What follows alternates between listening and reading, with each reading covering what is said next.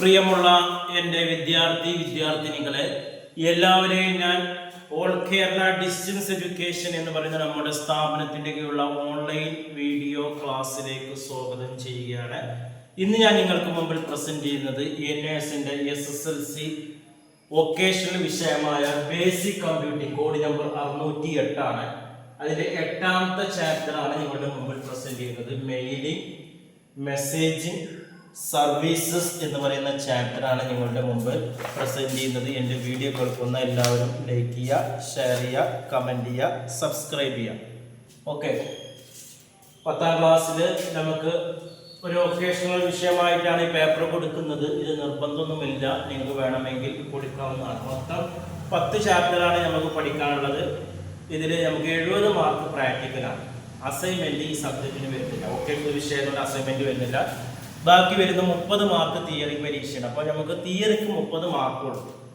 ആ 30 മാർക്ക് ഈ 10 ചാപ്റ്ററിൽ നിന്നാണ് 30 മാർക്ക് വരുന്നത്. അര മാർക്കിൻ്റെയും 1 മാർക്കിൻ്റെയും 2 മാർക്ക്, 3 മാർക്ക്, 4 മാർക്ക്, ഇങ്ങനെ ഇതിൻ്റെയൊക്കെ രീതിയിലുള്ള ക്വസ്റ്റ്യൻസ് ആണ് വരുന്നത്.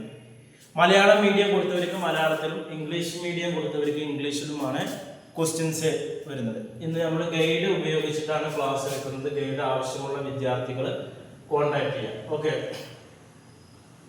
ക്വസ്റ്റ്യൻസ് ബോർഡിൽ ഇംഗ്ലീഷിൽ എഴുതുന്നത് ഇരിക്കുന്നത്, പ്രത്യേകിച്ച് ഇംഗ്ലീഷ് മീഡിയക്കാർ കൂടി ഉപകാരപ്രദമാകാൻ വേണ്ടിയിട്ടാണ് ഇംഗ്ലീഷിൽ എഴുതിയിരിക്കുന്നത്. അതിൽ ഫസ്റ്റ്, വാട്ട് ഈസ് ഇമെയിൽ? എന്താണ് ഇമെയിൽ എന്ന് പറയുന്നത്? What are the advantages? ഇമെയിലിന്റെ ഗുണങ്ങൾ എന്തൊക്കെയാണ്? ഇമെയിൽ എന്ന് പറഞ്ഞാൽ അതിന്റെ ഫുൾ ഫോമാണ് ഇലക്ട്രോണിക് മെയിൽ എന്ന് പറയുന്നത്. ഇന്റർനെറ്റിലെ ഡിജിറ്റൽ ഡിവൈസുകൾ ഉപയോഗിച്ച് സന്ദേശങ്ങൾ കൈമാറുകയാണ് ഇവിടെ ചെയ്യുന്നത്. ഇന്റർനെറ്റിന്റെ ഏറ്റവും ആദിത്യവും ജനപ്രിയമായ സേവനങ്ങളിൽ ഒന്നാണ് ഇമെയിൽ എന്ന് പറയുന്നത്. ഇത് ഒരു ടെക്സ്റ്റ് രൂപത്തിലാണ് നമ്മളിവിടെ സന്ദേശങ്ങൾ കൈമാറുന്നത്. അത് ലെറ്ററുകളാകാം, ഫോട്ടോകളാകാം, ഓഡിയോകളാകാം, വീഡിയോ ആകാം, ഫയലുകളാകാം, ഗ്രാഫിക്കുകളാകാം, അല്ലെങ്കിൽ ഷോർട്ട് മെസ്സേജുകളാകാം. ഇങ്ങനെ പല രീതിയിലും നമുക്ക് സന്ദേശങ്ങൾ കൈമാറാം. ഇവിടെ 2 പാർട്ടുകളുണ്ട്. ഒന്ന് സെൻഡർ ഉണ്ട്, 2 റിസീവർ ഉണ്ട്. മെസ്സേജ് സെൻഡ് ചെയ്യുന്ന ആളുകളും മെസ്സേജ് റിസീവ് ചെയ്യുന്ന ആളുകളും വരുന്നുണ്ട് എന്നതാണ്.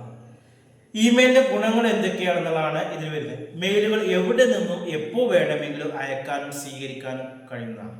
അപ്പോൾ സെൻഡറും റിസീവറും തങ്ങളുടെ ഫോൺ, കമ്പ്യൂട്ടർ തുടങ്ങിയ ഉപകരണങ്ങൾ ഇന്റർനെറ്റുമായി കണക്ട് ചെയ്താൽ എവിടെ വെച്ച് നമുക്ക് അങ്ങോട്ടും ഇങ്ങോട്ടും സന്ദേശങ്ങൾ കൈമാറാം എന്നുള്ളതാണ്.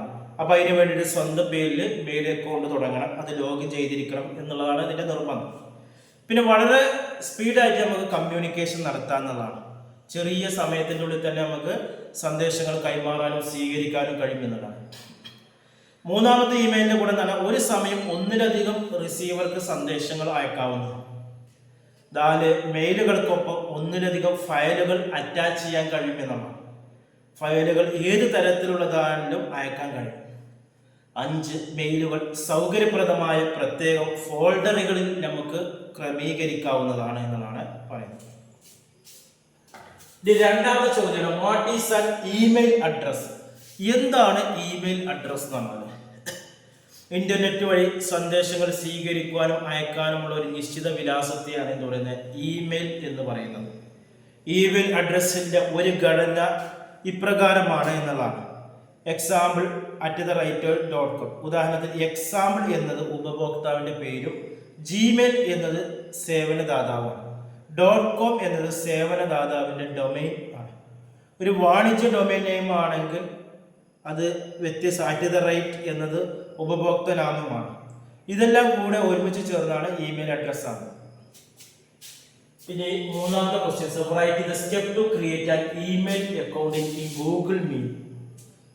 Google mail. അല്ലെ, ഇമെയിൽ അക്കൗണ്ട് ആരംഭിക്കാനുള്ള ഘട്ടങ്ങൾ ഏതൊക്കെയാണ് എന്നുള്ളതാണ് ചോദിക്കുന്നത്. ഗൂഗിൾ പോലുള്ള ഏതെങ്കിലും വെബ് ബ്രൗസർ www.gmail.com എന്ന് ടൈപ്പ് ചെയ്ത ശേഷം എൻ്റർ കീ അമർത്തും. തുറന്നു വരുന്ന ഹോം പേജിൽ ജിമെയിൽ അക്കൗണ്ട് സൈൻ ചെയ്യാനുള്ള ക്രിയേറ്റ് അക്കൗണ്ട് എന്ന ബട്ടൺ അമർത്തുക. സേവനദാതാവിൻ്റെ നിബന്ധനകളും വ്യവസ്ഥകളും ആക്സെപ്റ്റ് ചെയ്യുന്നതോടെ ഇമെയിൽ അക്കൗണ്ട് നമുക്ക് തുടങ്ങാമെന്നതാണ്. ഇനി അടുത്ത 4ാമത്തെ ചോദ്യമാണ്, what are the 3 categories of received മെയിലാണ്? ഇമെയിൽ അക്കൗണ്ടിലേക്ക് വരുന്ന മെയിലുകളുടെ 3 വിഭാഗങ്ങൾ ഏതൊക്കെ? ഒന്ന് പ്രൈമറി ആണ്. പ്രൈമറി എന്ന് പറഞ്ഞാൽ ഈ വിഭാഗത്തിൽ വിവിധ സ്വീകർത്താക്കൾ അയച്ച മെയിലുകളാണ് വരുന്നത്. 2 സോഷ്യലാണ്. ഈ വിഭാഗത്തിൽ സോഷ്യൽ നെറ്റ്വർക്കിംഗ് സൈറ്റുകളായ ട്വിറ്റർ, ലിങ്ക്ഡിൻ മുതലായവയിൽ നിന്ന് ലഭിച്ച സന്ദേശങ്ങൾ അറിയിക്കുന്നതാണ്. 3 പ്രൊമോഷനാണ്. ബിസിനസ് വാണിജ്യ സംഘടനകളിൽ നിന്നുള്ള പ്രൊമോഷൻ മെയിലുകളായ പരസ്യങ്ങൾ, ഓഫറുകൾ തുടങ്ങിയവയൊക്കെ ഈ വിഭാഗത്തിൽ പെടുന്നുണ്ട്. ഇനി അടുത്ത ചോദ്യമാണ് write the step to compose an email ആണ്. ഒരു ഇമെയിൽ അയക്കുന്നതിന്റെ ഘട്ടങ്ങൾ എന്തൊക്കെയാണെന്നാണ്.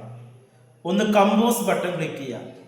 2 ടെക്സ്റ്റ് ബോക്സിൽ സ്വീകർത്താവിന്റെ വിലാസം ടൈപ്പ് ചെയ്യുക. റിസീവറിന്റെ അഡ്രസ് ടൈപ്പ് ചെയ്യുക. ഒരേ സമയം ഒന്നിലധികം ആളുകൾ അയക്കാണ്ട് ഓരോ വിലാസത്തിനെയും കോമ, അർത്ഥവിരാമം എന്നിവ ഉപയോഗിച്ച് വേർതിരിക്കണം. സബ്ജക്റ്റ് ടെക്സ്റ്റ് ബോക്സിൽ സന്ദേശത്തിന്റെ വിഷയം ടൈപ്പ് ചെയ്യുക.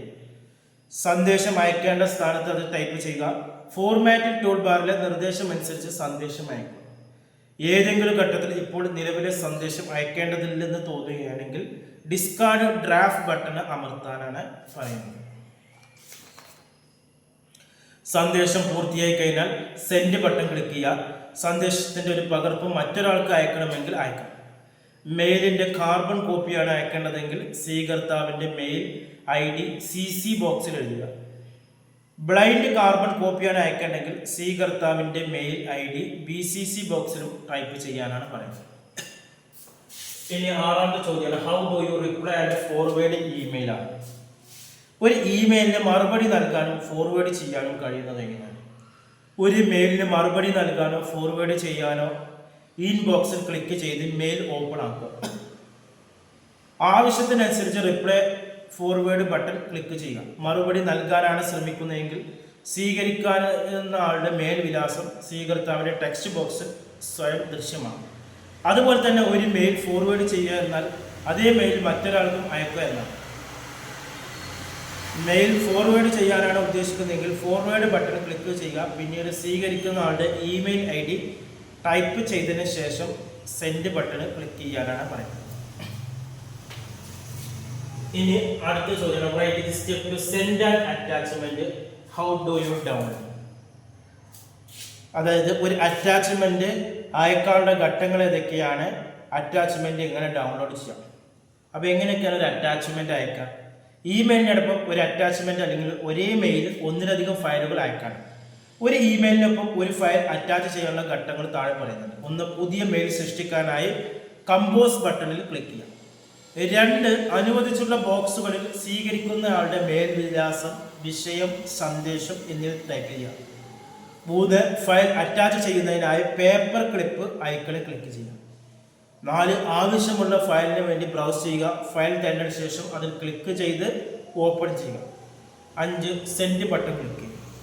ഇനി എങ്ങനെയാണ് ഒരു അറ്റാച്ച്മെന്റ് ഡൗൺലോഡ് ചെയ്യുന്നത്? ഫയൽ അറ്റാച്ച്മെന്റ് ആയി എന്നുള്ള മെയിൽ ലഭിച്ചു കഴിഞ്ഞാൽ ഉടൻ തന്നെ ഇൻബോക്സിൽ ഒരു പേപ്പർ ക്ലിപ്പ് ഐക്കൺ കാണപ്പെടും. അറ്റാച്ച്മെന്റുള്ള മെയിൽ തുറക്കുക.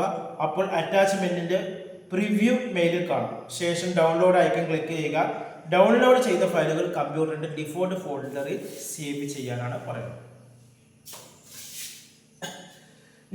വാട്ട് ആർ ഈ ഇക്വിറ്റീസ് റൈറ്റ് ദി ബെനിഫിറ്റ്. എന്താണ് ഈ എറ്റിക്കേറ്റ്, അതിന്റെ ബെനിഫിറ്റ് എന്തൊക്കെയാണ് എന്നുള്ളതാണ് പറയുന്നത്.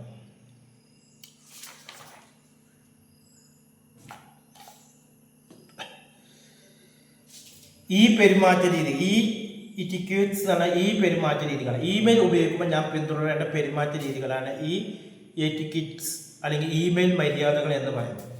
ഇമെയിൽ വഴി ആശയവിനിമയം നടത്തുന്ന നമ്മുടെ സുഹൃത്തുക്കളോ പ്രായമായവരോ സമപ്രായക്കാരോ കീഴുദ്യോഗസ്ഥരോ ആരുമാവട്ടെ അവരൊക്കെ ഇത്തരം പെരുമാറ്റങ്ങൾ പാലിക്കണം. ഇനി എന്തൊക്കെയാണ് ഇതിൻ്റെ ബെനിഫിറ്റ്? ഒരു കമ്പനി അല്ലെങ്കിൽ സ്ഥാപനങ്ങൾ ഈ മര്യാദകൾ പാലിക്കുന്നതുകൊണ്ടുള്ള ഗുണങ്ങൾ: നല്ല ഭാഷയുള്ള ഇമെയിൽ അയച്ച ആളെയും ആളുടെ സ്ഥാപനത്തെക്കുറിച്ച് മതിപ്പുളവാക്കുന്നുണ്ട്. ശരിയായ ഭാഷയിലും ശരിയായ അർത്ഥത്തിലുള്ള ഇമെയിലുകൾ, അതേപോലെ തന്നെ മോശം ഭാഷ പദത്തിലുള്ള മെയിലിനേക്കാൾ ഫലപ്രദമാണ്. തുടക്കവും അവസാനവും നല്ല പ്രസ്താവനമുള്ള ഇമെയിലുകൾ സ്വീകർത്താവിന് മതിപ്പുണ്ടാക്കുന്നുണ്ട്. അടുത്ത ചോദ്യം, list some of the etiquettes to be followed while composing ഇമെയിലാണ്. ഒരു മെയിൽ സൃഷ്ടിക്കുമ്പോൾ ഞാൻ പാലിക്കേണ്ട മര്യാദകൾ എന്തൊക്കെയാണ്? ഒന്നാമത്, ഇമെയിൽ ഒരു സ്വകാര്യ ഇടമല്ലെന്ന് ഓർക്കേണ്ടതുണ്ട്. ഇതൊരു സാമൂഹിക ഇടമാണ്. അതുകൊണ്ട് തന്നെ രഹസ്യ സ്വഭാവമുള്ള വിവരങ്ങൾ ഇമെയിൽ വഴി അയക്കാൻ പാടില്ല. ഔദ്യോഗികമായി അയക്കുന്ന മെയിലുകൾക്ക് ഒരു പ്രൊഫഷണൽ ആയിട്ടുള്ള ഫോൺ ഉപയോഗിക്കും. മെയിൽ അയച്ചതിൻ്റെ ഉദ്ദേശം സ്വീകർത്താവിന് മനസ്സിലാകുന്ന തരത്തിൽ മെയിൽ അയക്കണം. BCC പട്ടികയിൽ ഉൾപ്പെടുത്തേണ്ട സ്വീകർത്താക്കളെ പട്ടികപ്പെടുത്തുക. സന്ദേശത്തിൻ്റെ ലക്ഷ്യം വ്യക്തമായി സ്വീകർത്താവിന് മനസ്സിലാക്കുന്ന തരത്തിൽ വിഷയം ലഘുവാക്കുക. മെയിലിൻ്റെ പ്രധാന വിഷയത്തിലോ ഉള്ളടക്കത്തിലോ വലിയ അക്ഷരം ഉപയോഗിക്കരുത്. അതുപോലെ തന്നെ മെയിൽ അയക്കുമ്പോൾ വ്യക്തിയുടെ പേരിനൊപ്പം മിസ്റ്റർ, ശ്രീമാൻ, ശ്രീമതി, ബഹുമാനപ്പെട്ട എന്നിങ്ങനെയുള്ള അഭിസംബോധന ചേർക്കുന്ന ഉത്തമമാണ്. മെയിലിൽ അവ്യക്തത ഒഴിവാക്കുക. നീണ്ട ആമുഖങ്ങൾ ഒഴിവാക്കുന്നത് നല്ലതാണ്. നന്ദിയോ ആശംസകളോ മറ്റോ ഒരു മെയിലിൻ്റെ വരിയിൽ ചേർക്കുന്നത് ഉത്തമമാണ് എന്നുള്ളതാണ് പറയുന്നത്.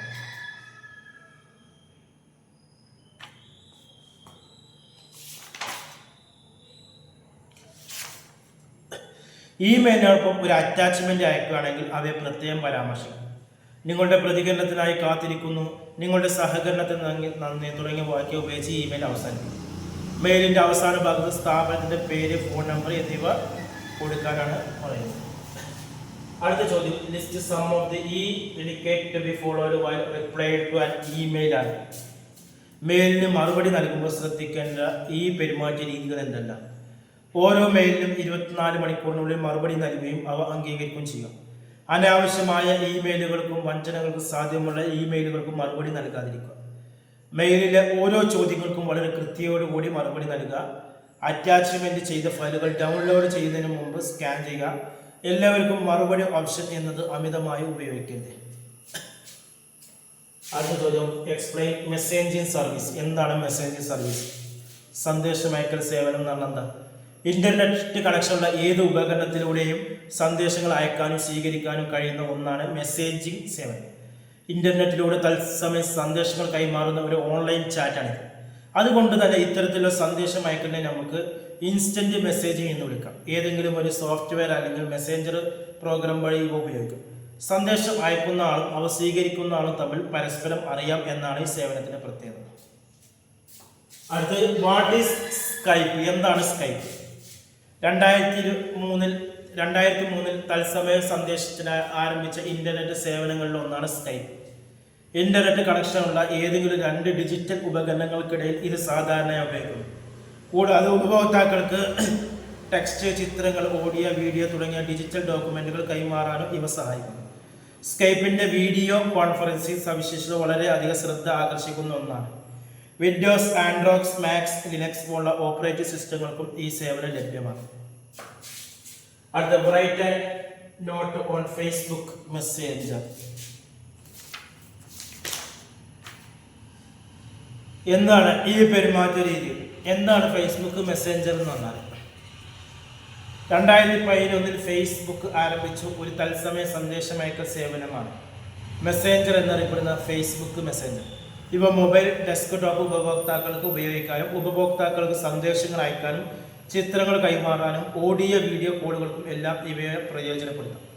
2017 ഡിസംബർ 6 മുതൽ 12 വയസ്സുള്ള കുട്ടികൾക്കായി ഫേസ്ബുക്ക് ചാറ്റ് ആപ്പിന്റെ പുതിയ രൂപം പുറത്തിറക്കി. ഈ ആപ്പാണ് മെസ്സഞ്ചർ കിഡ്സ് എന്ന പേരിലാണ് അറിയപ്പെടുന്നത്. ഇതിൽ കുട്ടിക്ക് ഫേസ്ബുക്ക് അക്കൗണ്ടിന്റെ ആവശ്യമില്ല. രക്ഷിതാക്കൾക്ക് അവരുടെ അക്കൗണ്ടിൽ നിന്ന് കുട്ടിയുടെ മെസ്സഞ്ചർ കിഡ് ആപ്പ് കൈകാര്യം ചെയ്യുന്നത് എന്നത് ഇതിൻ്റെ ഒരു പ്രത്യേകതയാണ്. അടുത്ത ചോദ്യം, വാട്ട് ഈസ് വാട്സപ്പ്? എന്താണ് വാട്സപ്പ്? ഇത് വളരെ പ്രചാരമുള്ള ഒരു സന്ദേശമയക്കൽ സംവിധാനമാണ് വാട്സപ്പ് മെസ്സേജ്. 2014 ഫെബ്രുവരിയിൽ ഇതിൻ്റെ മേൽനോട്ടം ഫേസ്ബുക്ക് ഏറ്റെടുത്തു. ടെക്സ്റ്റ് സന്ദേശം അയക്കുന്നതിന് പുറമെ ഇമേജുകളും ശബ്ദ സന്ദേശങ്ങളും വോയിസ് കോളുകളും വീഡിയോ കോളുകളും എല്ലാം അയക്കാനും സ്വീകരിക്കാനും ഈ ആപ്പിൻ്റെ സേവനം ഉപയോഗപ്പെടുത്താം.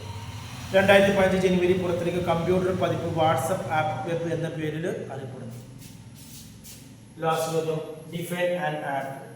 എന്താണ് ആപ്പ്? തത്സമയ സന്ദേശങ്ങൾ അയക്കുന്നതിന് വേണ്ടി സ്മാർട്ട് ഫോണുകൾ പോലെയുള്ള ഉപകരണങ്ങളിൽ സോഫ്റ്റ്വെയറുകൾ മുഖാന്തരം ഡൗൺലോഡ് ചെയ്ത് ഇൻസ്റ്റാൾ ചെയ്യാനുള്ള മൊബൈൽ മെസ്സഞ്ചർ ആപ്ലിക്കേഷനാണ് ആപ്പ് എന്ന് പറയുന്നത്. ഓക്കെ, ഇത്രയാണ് നമ്മുടെ ഇന്നത്തെ ക്ലാസ്സിൽ. ഇതുമായി ബന്ധപ്പെട്ട എന്തെങ്കിലും സംശയങ്ങളോ എന്തെങ്കിലും ഉണ്ടെങ്കിൽ ചോദിക്കാവുന്നതാണ്. NISന്റെ SSLC +2 വിവിധ വിഷയങ്ങളുടെ ക്ലാസ്സുകൾ, അഡ്മിഷൻ 1 മാസം കൊണ്ട് SSLC +2, 2 മാസം കൊണ്ട്, 3 മാസം കൊണ്ട്, 6 മാസം കൊണ്ട് നിങ്ങളുടെ ജില്ലയിൽ തന്നെ ഇന്ത്യയിലെ മുഴുവൻ സ്റ്റേറ്റുകളിൽ നമ്മൾ അഡ്മിഷൻ എടുക്കുന്നുണ്ട്.